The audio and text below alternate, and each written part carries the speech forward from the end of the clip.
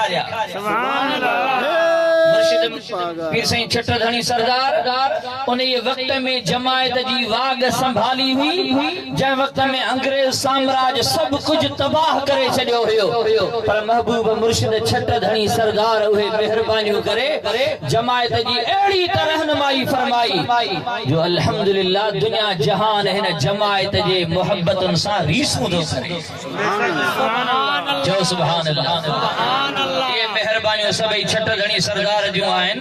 मौजूदा पीर साईं सरदार अल्हम्दुलिल्लाह उन ये सुहणी रिवायत जा अमीन है सुभान अल्लाह अल्हम्दुलिल्लाह उन ये सोने तरीके से इन्हें के अगते खणी रहा है पर इंशाअल्लाह ही हर जमाने में अगे का कम अग भरो इंशाअल्लाह नारू लगायो जोर सा पक जान तहामी थी दो कहे औखिया में न छली दो छटवार पुनल जू छाऊं थई मुझे दिल बर जू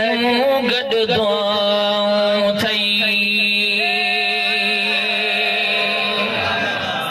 नारो लगायो और गंजी करे जोर से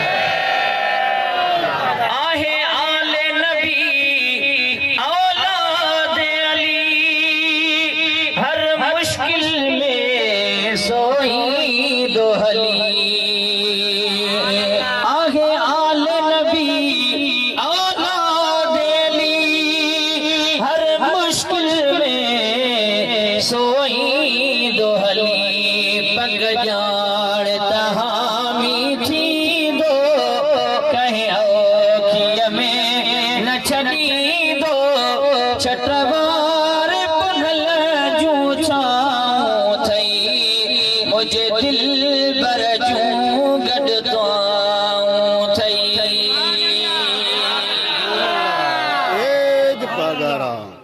सुभान अल्लाह तुझो मुझो फकीरा भाग भलो वेठो आगे सबिन जो घर झलो